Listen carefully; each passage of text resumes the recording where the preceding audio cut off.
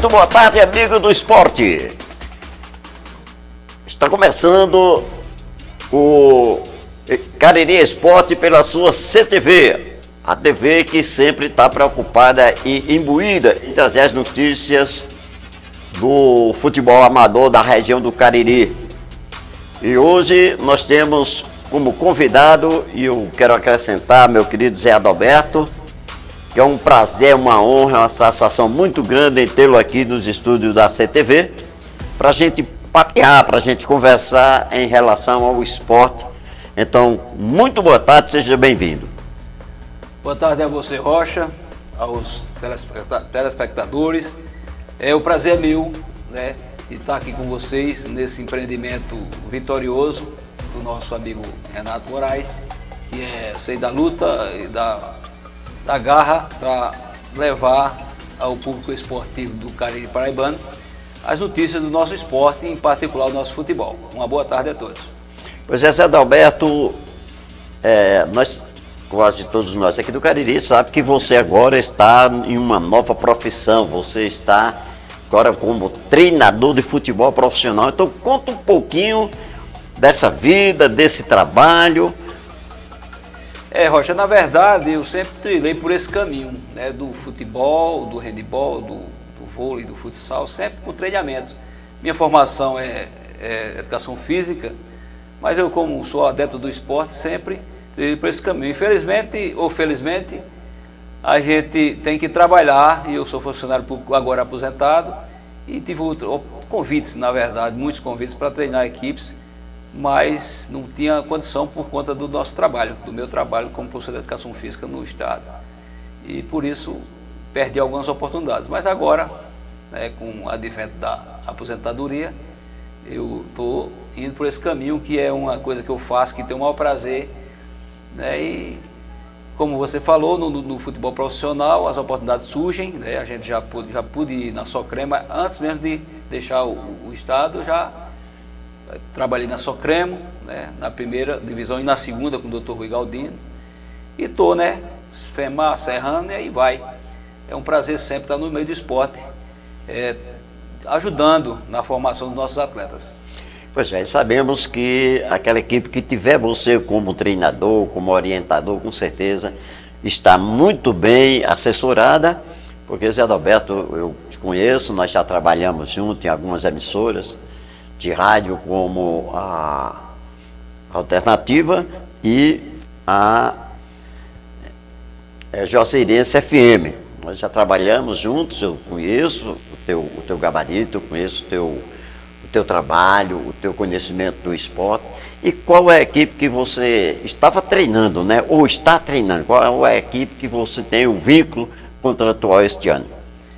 Esse nosso trabalho, a gente fez o trabalho ano passado, né, no FEMAR, na segunda divisão do Campeonato Paraibano. O FEMAR é a equipe que todo mundo já conhece aqui no Cariri, é radicado em João Pessoa, mas é itinerante, na verdade. Nós estávamos em Alagoinhas, lá perto de Guarabira, ali no Brejo Paraibano, fazendo um trabalho de frente a Socremo, disputando a segunda divisão do Paraibano.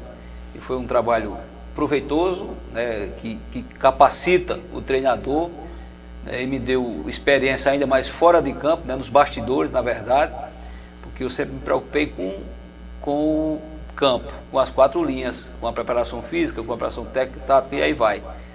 Mas esse ano passado, o meu amigo Ferreira, o presidente do FEMAR, e o nosso amigo Márcio, que era um dos nossos integrantes da comissão técnica, por conta de ter tanto trabalho e pouca gente, precisou que a gente assessorasse.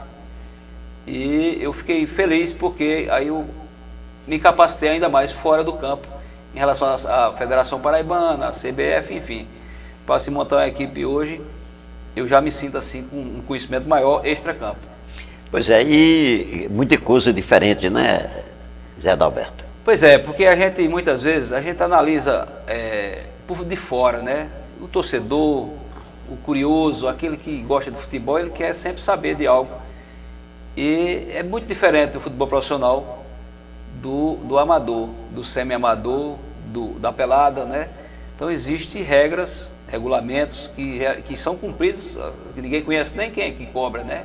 Então, quando você está numa competição municipal, por exemplo, então você tem, todo mundo se conhece. Então, quando tem algum problema, sempre tem aquele jeitinho do jeitinho do brasileiro, né?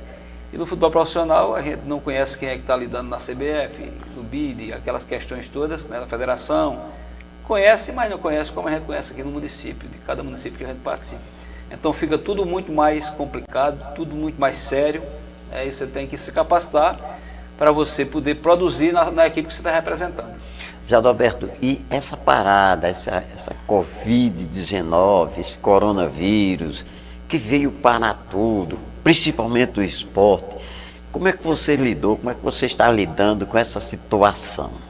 Pois é, falar de Covid, a gente está, dizer aqui para os nossos telespectadores que a gente está sem máscara porque a gente está no distanciamento, né? Distanciamento que cobra, por isso que a gente está sem máscara, só nós dois aqui no estúdio, então vocês não fiquem aí achando que a gente está transgredindo as regras, não, que a gente não está. Está no distanciamento, só nós dois aqui no estúdio. A pandemia do Covid veio para mostrar a nós, simples seres humanos, que existe um ser superior, que existe alguém que comanda esse universo e que a gente tem que respeitar, né?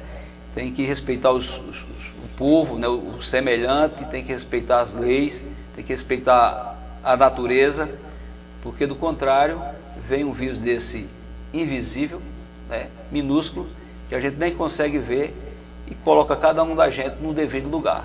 E ele veio, e o esporte, como é uma atividade de contato, né? Então fica mais difícil ainda para o esporte, porque você sempre está junto, está disputando, o torcedor vai para o campo, aglomera. Então foi um prejuízo muito grande para as atividades, né? como um todo, especialmente aqui a gente está falando do esporte, do futebol. Mas eu acho que a gente tem que tirar como uma lição, aprender algo, né? com esse vírus que veio para prejudicar em parte as atividades que a gente pratica, mas também fazer com que a gente pense melhor, pense no coletivo, para que a gente possa viver bem nesse universo aqui que é muito complexo.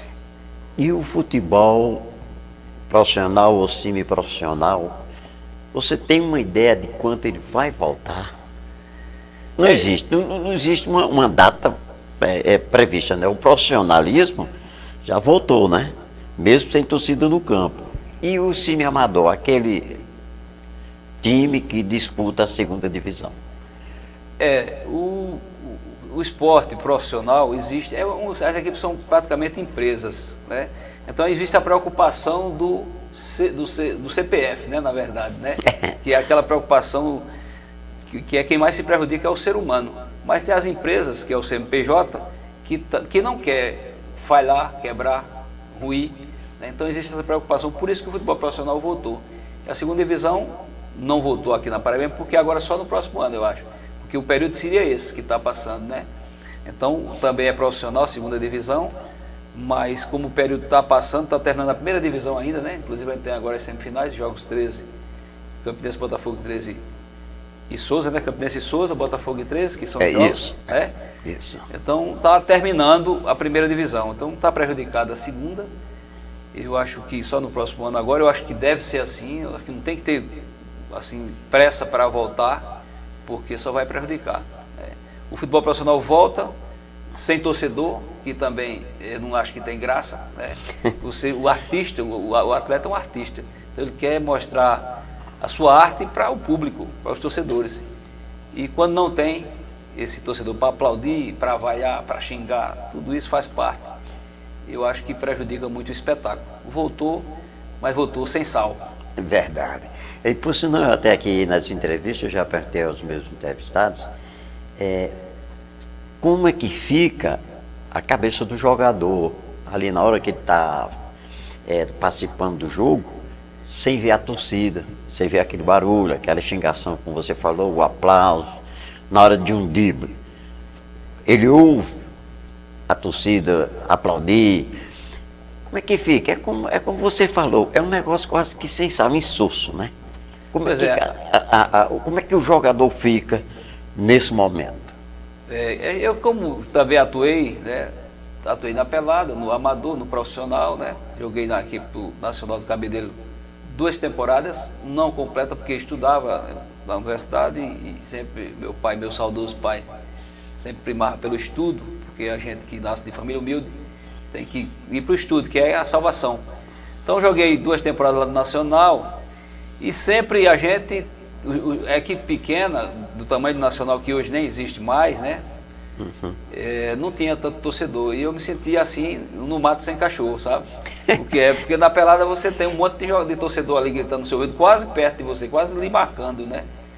E eu fui pro profissional e geralmente não tem, o time pequeno não tem torcida, né? A torcida é minúscula. Até mesmo contra as equipes grandes, né? Contra 13 Campinense, a torcida é sempre pequena. E essa que vai é para massacrar, né? Então o jogador fica assim meio que perdido, fica sem aquele aconchego, sem aquele incentivo, né, do torcedor, que é o objetivo maior, né, do espetáculo. São os torcedores que vão para lá para ver e aplaudir os seus atletas e eles certamente sentem muita falta dos torcedores. Agora eu vou te dar uma cutucada, como se diz. Nós já falamos, você falou do campeonato profissional.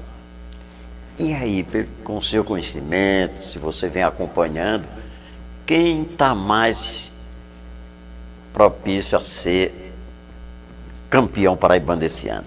Tem 13, Botafogo, Campinense e Souza, né? Pois é, rapaz, a gente, esse ano, né, ninguém acompanhou quase nada do futebol, porque teve a pandemia, está tendo a pandemia, mas pelo desenrolar dos anos seguidos, o Botafogo, eu acho que é o mais credenciado, por conta de ter uma estrutura melhor, né, a situação financeira do Botafogo é superior à das outras equipes, mas futebol tu sabe, né? Futebol é complicado, às vezes a disputa faz com que os times cresçam dentro de campo e a história pode ser mudada. O futebol tem essa vantagem, né? Sempre acontecem surpresas, às vezes desagradáveis para uns, né? Mas agradável para outros. Então eu espero que ganhe o melhor, que não tenha aqueles problemas que tiveram de manipular resultado, aquelas coisas de arbitragem. Espero que o melhor seja o vencedor. Eu sou o mais raposeiro de todos esses aí, eu sou o mais raposeiro. Fui quando era garoto, mas quando joguei contra o Campinense, quando treinei, venci o Campinense como treinador, como jogador sempre perdi, mas como treinador venci o Campinense. Então ficou meio sem graça, faltou respeito. Aí eu só sou flamenguista agora. Mas rapaz, deixou de torcer pela bicudinha, mas é assim mesmo. Então, e lá no Rio de Janeiro, a saída de Jorge Jesus, o que foi que aconteceu ali? Você tem uma... Eu sei que ninguém lhe falou, ninguém lhe disse, mas você é um cara experiente. O que foi que aconteceu ali naquele meio do Flamengo, já que ele tinha feito um contrato há, acho que 1 mês ou 2 meses só de contrato renovado, e deu a louca no homem, o homem pegou as sacolazinhas, as moças e foi embora. O Jorge Jesus, quando veio para cá, o Flamengo sabia que as equipes iam tentar tirá-lo. É um treinador, né, renomado no mundo inteiro, né, por sinal, fiquei seu fã. Não era, porque eu não conhecia a fundo, né? Mas agora, com a vinda dele para o Flamengo, ele fez um trabalho excelente. Ele é o principal, né, mentor daquele trabalho que o Flamengo fez. O Flamengo tem muitos craques, né? Muitos bons jogadores, um elenco grandioso, numeroso, na verdade, e bons jogadores. Mas o comando de Jorge Jesus fez com que o Flamengo chegasse aonde chegou. Inclusive, mandou dentro e fora de campo. Ô Zé Alberto, mesmo com a equipe que o Flamengo tinha, se não fosse um cara tão conhecedor do futebol, mas aqui no Brasil qualquer outro não teria feito o mesmo trabalho, não tinha conquistado as mesmas conquistas que Jorge conquistou, não. Ele foi um a mais. Ele foi o mentor de tudo. Eu acho que nós temos bons treinadores. Agora, o nosso Brasil é viciado demais, né? Em todas as atividades existe aquele vício, aquele jeitinho brasileiro. E os treinadores, às vezes, se encostam no jogador famoso, fica, né, dividindo responsabilidades, não assume aquilo não traz para ele o extra-campo também. E, às vezes, né, com aquele conhecimento que existe entre jogador e treinador, fica muito amigável o trabalho e ruim, né? E não dá certo. Mas o Jorge Jesus foi o mentor fora e dentro de campo, porque é outra escola. Na Europa nós temos treinadores, mas não temos aqui no Brasil igual o Jorge Jesus, sinceramente. Sou fã de Fernando Diniz, né? Do Corinthians também eu acho um bom treinador. Esses veteranos que já passaram, Luxemburgo, que é um bom treinador também, né? Mas eles se acomodaram, né? E o trabalho ficou para trás. Porque o jogador sul-americano, principalmente o brasileiro, é taticamente irresponsável. Ele não gosta de cumprir uma função tática, e se o treinador não mostrar a fundo o que ele tem que fazer, ele vai certamente se colocar mal, tá certo? Vai tomar uma atitude numa hora errada. Então é preciso que o treinador faça como um professor mesmo, e Jorge Jesus fez isso, né? E por isso que o Flamengo foi tão campeão, muito campeão, porque a gente já teve o maior ataque do mundo, Romário, Sávio e Edmundo, e o Flamengo quase que cai para a segunda divisão. Verdade. Por falta de comando, não é de jogador, né? Você tem 3 jogadores, do que lá de Edmundo, Sávio e Romário, né? Era um ataque que não fazia inveja a ninguém, não, né? Pois é, o comando foi que faltou, e o Flamengo foi mal naquele ano. Então o Jorge Jesus foi o principal. E o Jorge Jesus, estavam falando que queriam levar 2 jogadores do Flamengo, né? Houve um comentário que era Jorge e o Arão, parece, não tem muita certeza. Não, o centroavante. Gabigol? O Gabigol e o Jorge. Tem muitos, assim, de oficial não saiu nada, né? Eu acho que o Flamengo também não vai abrir mão disso. Eu acho que o Jorge Jesus nem faz questão de levá-los. Eu vi uma entrevista dele lá na apresentação no Benfica, ele fez a elogios ao Flamengo. Disse: eu vim para cá, para o Benfica, para unir todos os torcedores e dirigentes num projeto só. E como a gente fez no Flamengo. O Flamengo é uma grande equipe também. Vem de uma grande equipe que tem 50 milhões de torcedores. Então, aí ficou com a voz embargada, viu? Eu fiquei muito feliz, satisfeito, que eu virei fã dele. Tenho, assim, respeito, né, e consideração pelo trabalho, porque tem algumas coisas que é relativo. Você está num time pequeno, mas você tenta fazer aquilo que os maiores treinadores fazem. É uma escola, né? Tipo uma escola, né? Pois é, você segue aquele que tem um pensamento mais ou menos igual ao seu, de disciplina, de consideração, de tratar o jogador como do primeiro ao último da mesma forma. Todos são importantes no elenco, né? O jogador, que sempre tem alguém, jogador melhor do que o outro. Ninguém é hipócrita de dizer que não tem. Tem um jogador que joga mais do que o outro. Agora, todos são importantes, porque muitas vezes um jogador é muito bom, craque, habilidoso, mas uma função tática ele não desempenha direito, ele é meio irresponsável taticamente. E aquele jogador que é mais limitado, que tem menos valências, ele vai ser taticamente cuidadoso, porque aí o treinador precisa daquele jogador. Por isso que tem alguns caras, mas não sei como é que fulano joga numa equipe dessa, mas o treinador sabe por que ele joga. É verdade. E em São Paulo, como é que está o futebol lá em São Paulo? Corinthians andou quase sendo rebaixado, não foi? Para as equipes lá que não tem nem tanto nome, não é nem aquela equipe tão famosa lá em São Paulo, como o São Paulo foi rebaixado, saiu da competição, né? Pois é, que eu te falei, a gente não acompanhou muito esse ano, porque foi por conta disso, foi tudo assim muito atribulado. Então o futebol ficou meio que a gente não acompanhei tanto, como eu acompanho todos os anos normalmente. Mas o futebol paulista é um grande futebol, né? Um dos melhores do Brasil, se não o melhor, em termos de número de equipes boas, né? E o Corinthians é um time de garra, de dar surpresa, né? E se não tiver cuidado, chega, né? E o Palmeiras, um grande elenco, eu acho que o que se equivale ao elenco do Flamengo. E o Bragantino é uma surpresa agradável e vai na linha do Flamengo, viu? Por isso que ele complicou. Porque é um grande time, acontecem os tropeços, mas a longo prazo eu acho que vai ser uma surpresa muito agradável o Bragantino. E o São Paulo, aquele negócio de jogadores, tem jogadores que já têm uma idade avançada, que não deu certo em lugar nenhum, né? Tem jogador que quer comandar a equipe, na minha forma de ver, né? Que às vezes o cara pede o treinador e o treinador fica muito amigo dele. Daniel Alves, eu acho que ele quer bem que ser o comandante, né?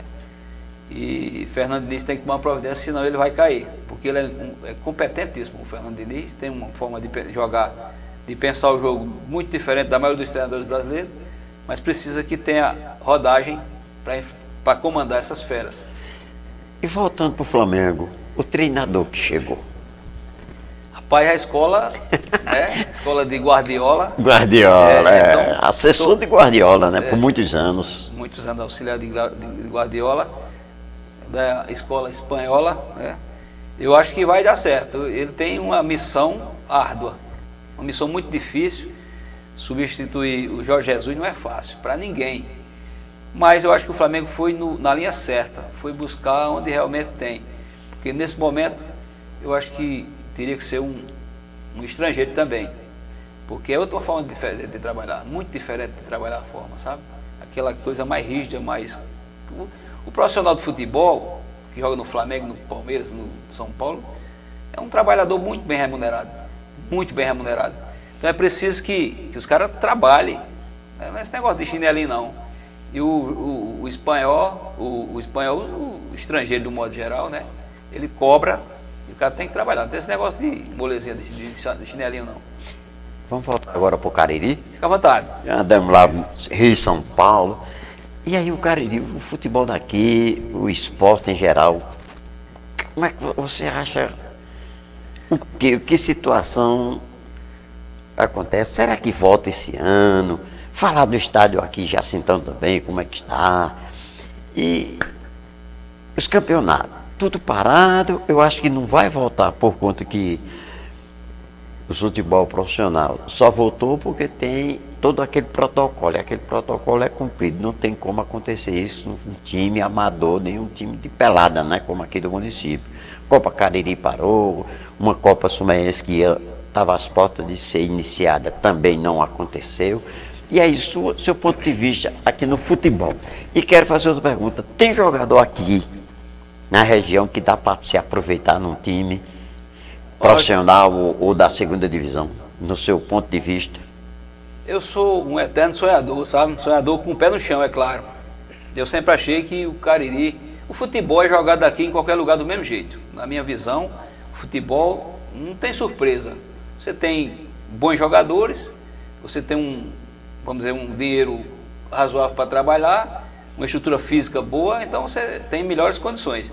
Agora, a matéria-prima, o jogador, aqui no Cariri nós temos bons jogadores, muitos bons jogadores, eles sabem do que eu estou falando, muitos bons jogadores.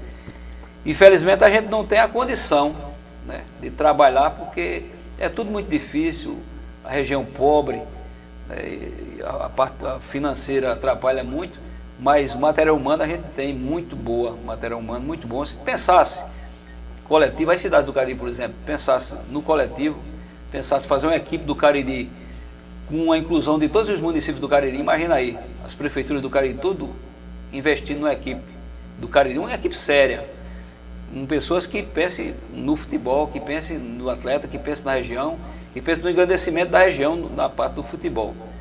Agora, quando muitas vezes você faz uma equipe para você lucrar, para você ganhar dinheiro com ela, então, por que não existe dinheiro aqui para ninguém ganhar, né? Tirar de quê? Tirar de onde não tem? Mas eu acho que se houvesse, por exemplo, um projeto, pensar só em um projeto, as prefeituras do Cariri todas imbuídas com o intuito de fazer uma equipe do Cariri, com elas todas investindo, aproveitando os jogadores aqui do Cariri, e o que faltasse aqui aí seria trazer 3, 4, 5 jogadores, mais tenho certeza que a maioria seria daqui, não tenho dúvida nenhuma que seria uma boa representação. Ô Zé, e os gestores? O prefeito, com o secretariado, dá algum incentivo? Você vê eles incentivando, distribuindo alguma verba, ajudando os times amadores aqui do município? Eu acho que falta, para o nosso futebol, falta planejamento, né? Porque você viu que aí veio o Serrano e o FEMAR aqui, e aí Sumé acolheu o Serrano e o FEMAR, né? Eu não sei a parte da prefeitura, que eu não estava para fora do campo, mas o comércio, os torcedores, né, acolheram tanto o Serrano quanto o FEMAR. Mas a torcida ia a campo? A torcida também. Se tiver time bom, Rocha, o povo vai para o campo. Se tiver equipe boa, jogando constantemente, sem essa parada que dá, começa, aí o torcedor vai para o campo. Quer dizer que, no seu ponto de vista, aqui o Cariri tem condições de formar uma equipe para disputar a segunda divisão? Eu sempre achei. Uma equipe que venha fazer uma competição perfeita, uma competição que venha realmente fazer valer todos os sacrifícios dos dirigentes, dos prefeitos, do secretariado da torcida? Eu sempre achei, Roger, que o Cariri tinha condições e tem. Eu cheguei aqui para morar em 97. Eu já aqui frequento Sumé desde criança, né? Mas para morar eu cheguei em 97 e fui auxiliar de El Chacaré, de Natal Borona, então eu vinha com esse intuito, porque eu sempre sonhei que Sumé teria essa condição, porque Sumé tem uma estrutura física muito boa e material humano também. Então nós temos um excelente estádio, né, ginásios, enfim, nós temos uma estrutura física muito boa. Então eu sempre achei que Sumé tinha, e tentei já em 97, né, ver se a gente colocava na cabeça das pessoas que esse projeto poderia ser desenvolvido. Tentei, a gente fez uma boa equipe, uma excelente equipe, muito jovem, de muita qualidade, os atletas Sabaí, os Cus Carlos, Zé Mário, Luiz, enfim, excelentes jogadores, muitos. Estou dizendo esse nome aqui, estou dizendo só, mas tem muitos outros que, né, Denelson, enfim, Jobson, muitos jogadores, Rossi, Zico, muitos jogadores. Isso de Sumé, né? Só de Sumé.